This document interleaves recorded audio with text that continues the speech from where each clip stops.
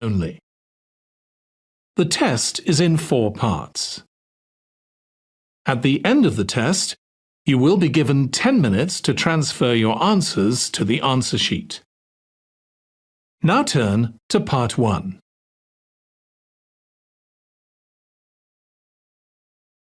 Part 1. You will hear a telephone conversation between the organizer of a short story competition and someone who wishes to take part in the competition. First, you have some time to look at questions 1 to 6.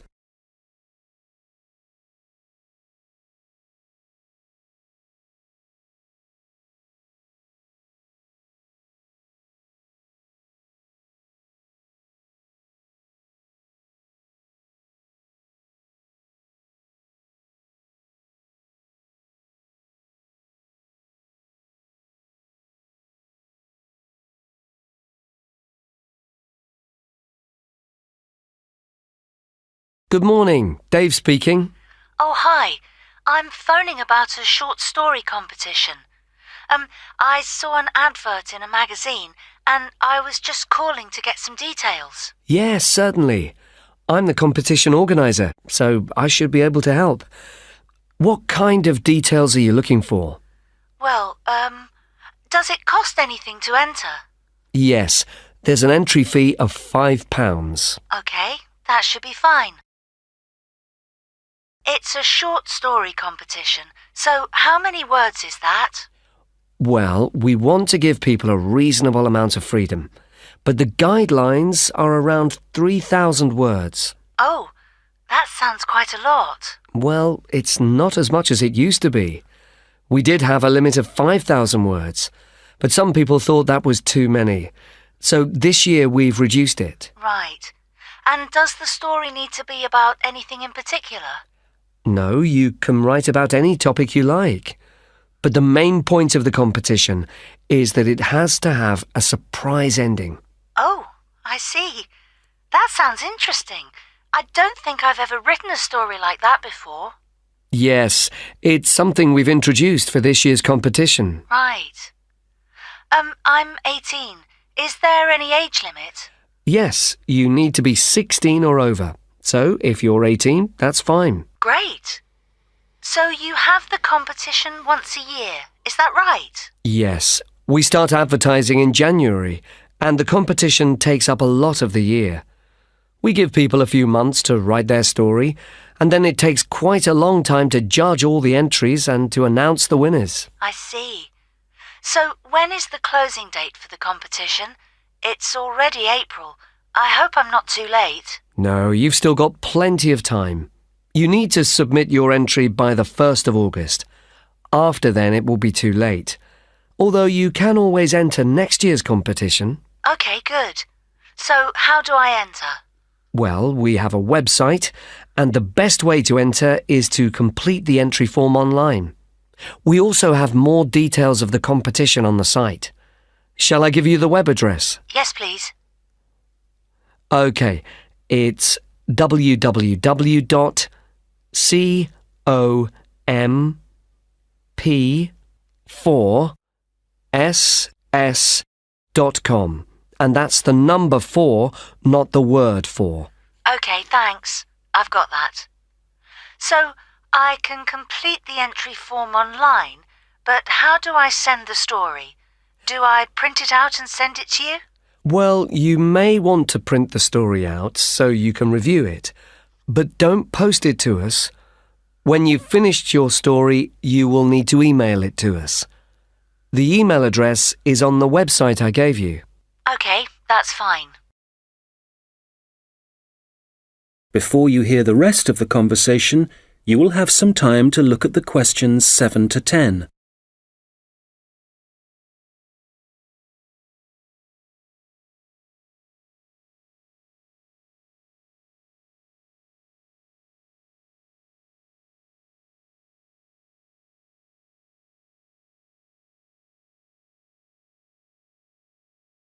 Now listen and answer questions 7 to 10.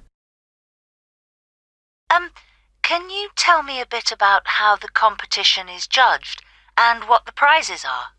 Yes, of course. Well, once we have all the entries, I send them to all the judges. Our competition is quite popular, so we are lucky to be able to use famous authors who are very interested in the competition. That's fantastic. It's great to know that someone famous will be reading my story. Yes, that's right. It takes them quite a while to read through the entries, but eventually they decide on the top 5 stories. I see. And what happens then? Well, they will be published online so everyone can read them. They will not be in any order at this point. They will just be the 5 stories that the judges think are the best. And do all the top 5 stories get prizes? No, it's just the top story and the runner-up. So how is the top story decided? Well, once the top 5 stories are available, it will be the public who will vote for their favourite story. Right, I see. So I need to get all my friends to vote for me then? Yes, that's a good idea. And what is the prize? Well, the runner-up gets a prize of £300, but the winner gets a trip to Spain to attend a workshop for writers. Wow, that's brilliant! I'd better get writing straight away. Yes. Good luck. Thanks. That is the end of part 1. You now have 1 minute to check your answers to part 1.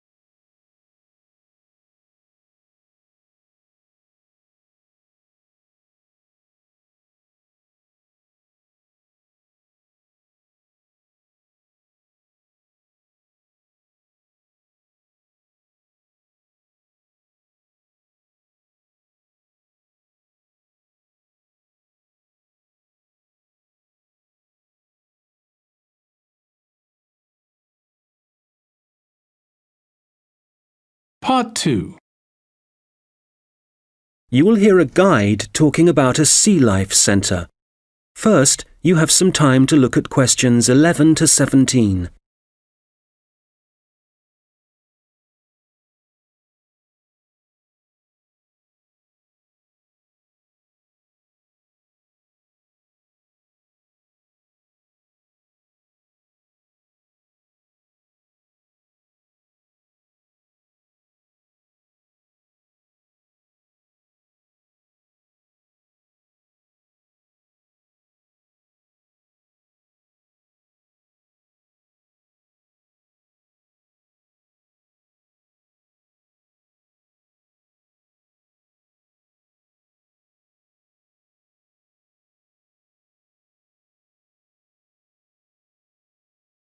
OK, so hi everybody and welcome to the Sea Life Centre. Before you start on your tour, I'd just like to give you some information about things to look out for as you go. Well, first of all, I guess some of you may have been here before and may be surprised to see the name has changed. We're not called World of Water anymore. Since the beginning of this summer, we've been renamed, and we've also made a few other changes. However, the main attractions like the aquarium, the crocodiles, the penguins and so on are still here. But we have a new restaurant and picnic area, and the latest thing that we have, and it was only finished last week, is the splash ride. This is an exciting new area of the centre and is pretty scary, and of course you do get a bit wet, so make sure you're not wearing your best clothes. As I said, the main attractions are still here, and the most popular thing that everyone wants to see is feeding time. especially for the crocodiles and the seals. We used to have the main feeding time in the afternoon at around 3 p.m., but we found that some of the animals got a bit hungry waiting until then, and so we now have it at noon. They seem much happier with the new time, although it's a bit difficult to know what they're thinking. Now, I'd like to mention something new that we've introduced this year that we're very excited about. It's called a VIP ticket. The VIP ticket costs an extra £2 per person, and you will be amazed at what it allows you to do. With this, you'll be allowed to feed the sharks. Now, I know that for some people, this might be quite a frightening thing to do, but it is perfectly safe. For those of you who are a bit unsure, we do have a video you can watch to see what happens. It's a great experience, and your friends will be very impressed. Speaking of friends, I'd just like to remind you that the Sea Life Centre will be more than happy to organise a birthday party for you and your family and friends. If you need more details, you can speak to me afterwards, and there are also forms at the entrance that you can fill in. I'd also like to bring your attention to the good work that the Sea Life Centre is doing in support of animal conservation. I'm sure you're all aware of the worrying situation with a large number of species facing extinction. Here at the Sea Life Centre, we're taking action by asking as many people as possible to sign a petition. Once we have over 5,000 signatures, we are planning to send it to the government in the hope that more people will begin to take it seriously. Right, well, there's obviously a lot going on at the centre and a lot of things to discover. At all the attractions, there is helpful information, so please read as much as you can, and if you want to see what you've remembered, please do the quiz after your visit. There are no prizes, of course, but I'm sure you'll be surprised by how much you've learnt. Before you hear the rest of the conversation, you will have some time to look at the questions 18 to 20.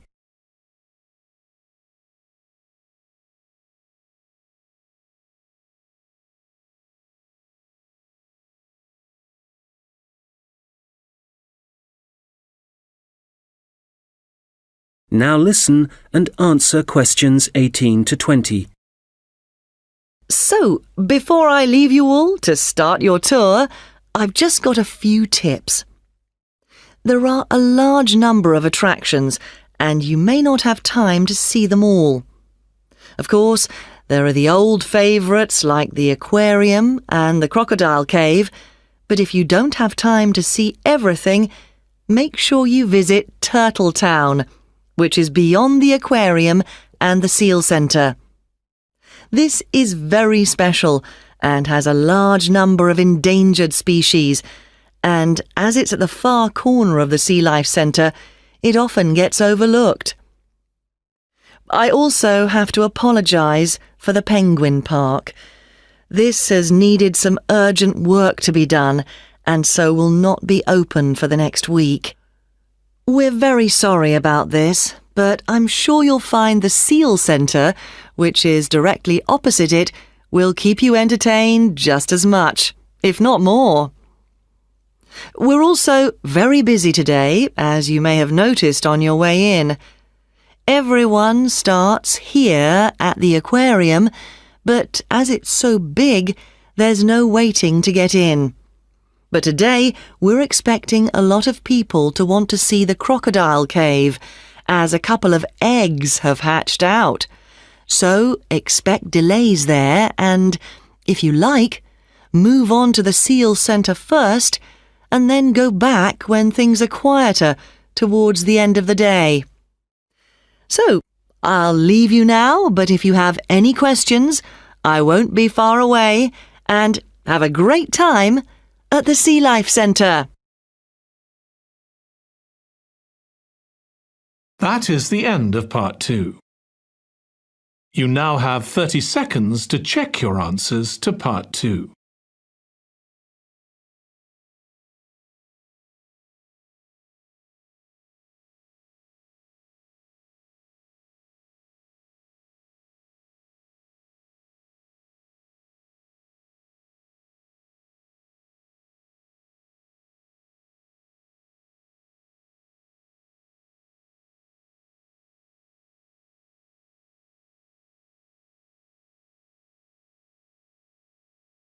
Part 3. You will hear two students talking about their university studies.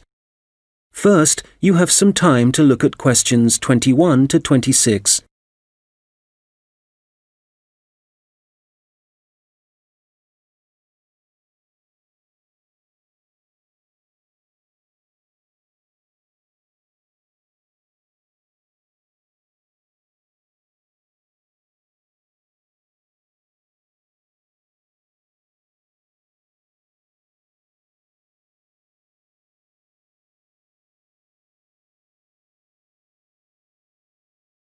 Oh, hi, George. How's it going? Hi, Martina. It's going well. How about you?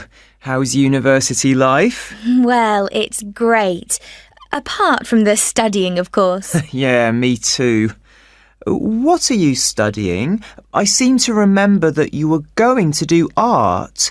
That was your best subject, wasn't it? No, not really. I just liked the teacher.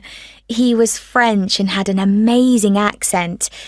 My favourite subject was history, but I couldn't see what career that would give me. Oh, right. So what did you choose? Well, I found it really difficult to decide. I was really good at science, but I must admit, I never really enjoyed studying it. So, in the end, I decided to opt for English, which was my second favourite subject, and I thought it would be more useful to me than studying anything else. So, that's what I'm doing. How are you finding university? Well, it's a bit of a challenge, I suppose. Are you finding it difficult? Well, some of it. I'm doing mechanical engineering, which is really interesting, but it covers quite a lot of areas, like materials science, machine design, physics, and of course mechanics. And they're all fine, but it's maths that I'm struggling with. It's a lot harder than it was at school. I can believe it. It all sounds very difficult to me. But then I never was very good at mechanical things. I suppose it must involve some practical work. Well, not at the moment. Currently, it's nearly all theory, so it's a bit heavy going. I guess you need to start with that so that you can get a grasp of the concepts and learn a few facts before you start putting it into practice. It must be a lot different to the course that I'm taking. Yes, but in a few weeks we'll be having a lot more practical experience. In fact, I've got a great assignment this term working on jet engines, which means I'll be going on a few field trips to a nearby airport. Oh, that's great. It sounds like you're going to be very busy. Yes, I'm not sure how I'm going to cope with the work. We have a lot of lectures, and that's fine. The lecturers are very knowledgeable, and I learn a lot from them. But we also have a lot of seminars, and I find with so many people expressing their views, it can get quite frustrating. It would be better if we didn't have so many of those. Yes, it's the same for me.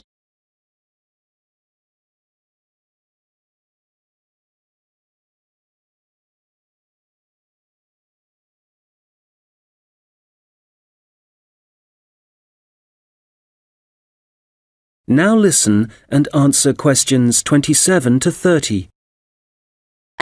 how are the students at your place? Well, I haven't really met anyone yet. They all seem a bit quiet. Perhaps they're working hard. They don't appear to be very studious here, but they are very friendly. I must say, I've been doing a lot of sitting around and chatting over the last week or so. Well, that's good. The only person I've spoken to really is my tutor. He's very approachable and seems to understand how difficult it can be starting university. It's good to have someone you can talk to, and he may help you meet other students. Actually, that doesn't bother me. I'm bound to get to know some people sooner or later. It's more a question of finding out what I need to do, where to go, and so on. I hope he can help me with that. Oh, I would have thought so. Well, we certainly have a lot of work ahead of us. It seems like a long time, doesn't it? Studying for 3 years. Yes, it does. But I'm sure it'll go quickly. You know, I'm really dreading the first assessment. Yes. For the course I'm doing, we have to hand our first one in at the end of next month. Really? So, have you got the topic yet? No, but we'll get it soon. I'm not sure how much we have to write yet. Not too much, I hope. I know what you mean. And it's hard to study, especially where I am now. Oh, where are you living? I'm living in a hall of residence. I thought that would be a good idea, as there'd be a lot of people around, but I'm finding it a bit noisy. I can see that I'm going to have problems when I really need to get down to some work. So, I guess you need to be somewhere on your own then? Yes. Well, I do like to have some people around me, so I'd prefer to live with a family somewhere, in a house not too far from the university. Well, good luck with that. Yes, thanks. And good luck to you as well. Oh, I have to dash now. I've another lecture in 10 minutes. Bye for now. Bye. That is the end of part 3. You now have 30 seconds to check your answers to part 3.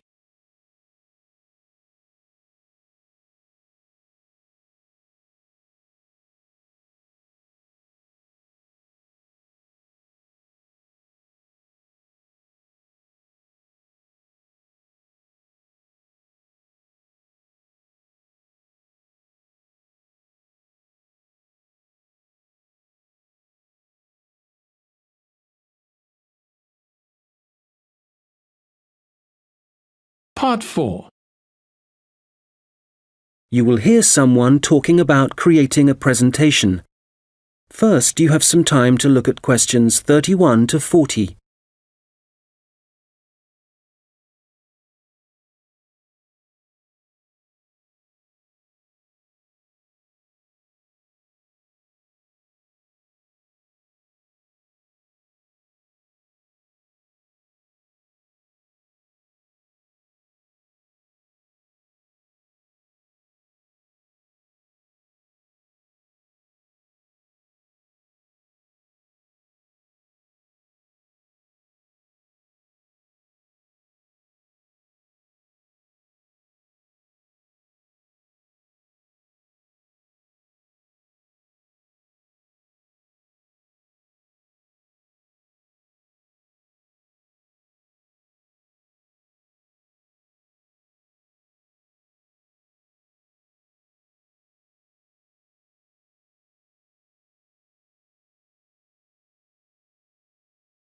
Now listen carefully and answer questions 31 to 40. Hello, everyone.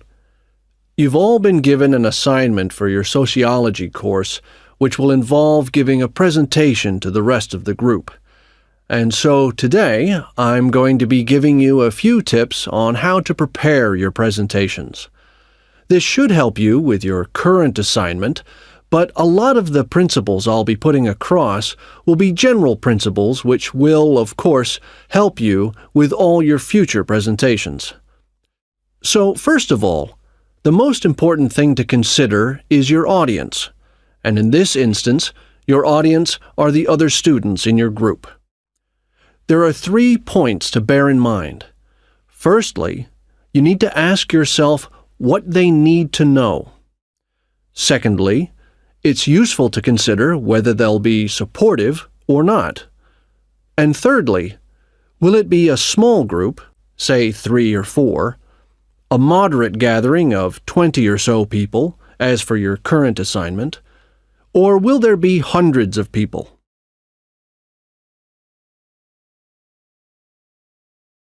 Having said all that, what I'm about to tell you will apply equally to any audience.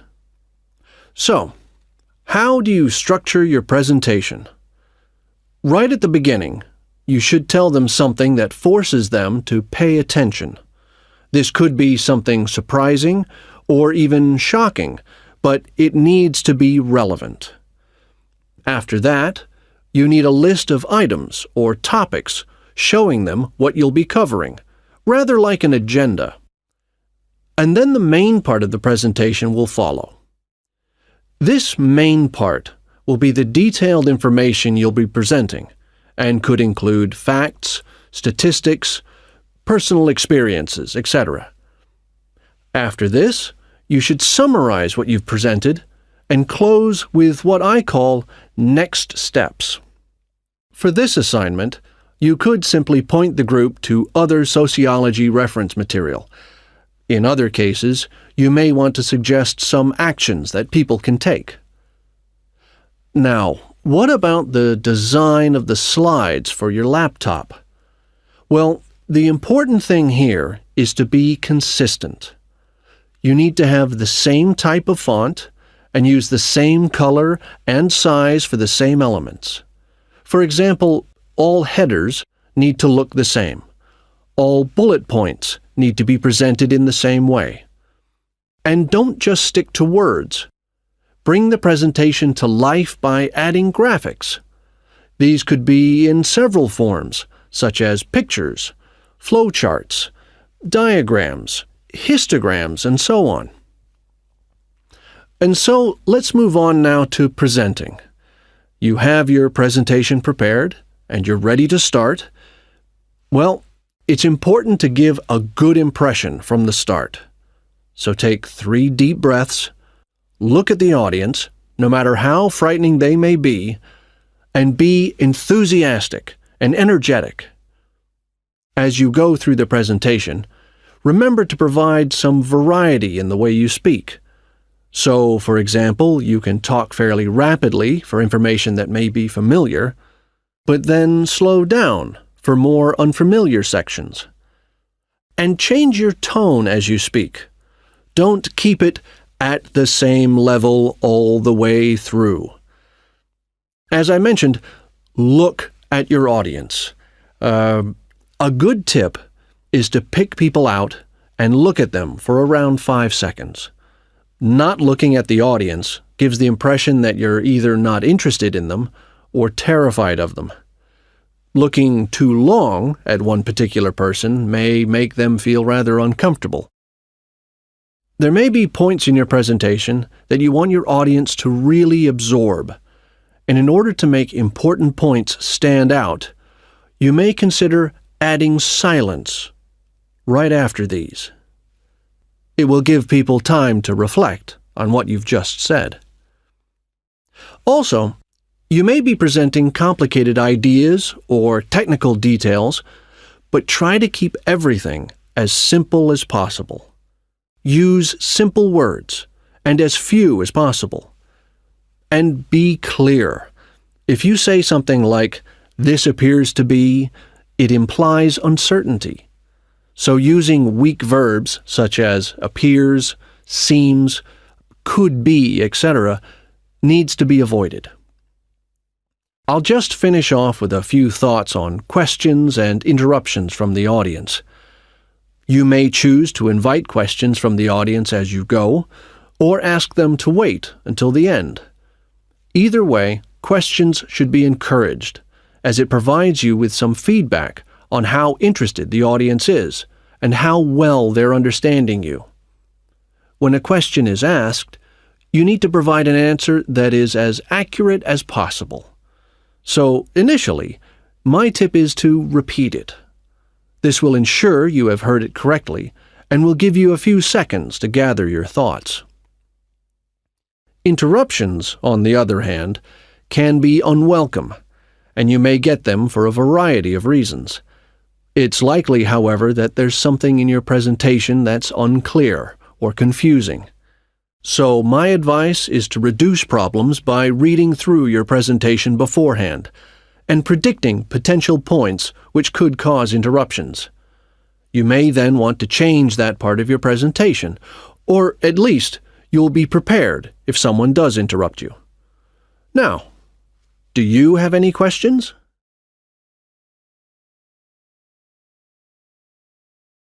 That is the end of Part 4. You now have 1 minute to check your answers to Part 4. That is the end of the listening test. In the Ielts test, you would now have 10 minutes to transfer your answers to the answer sheet.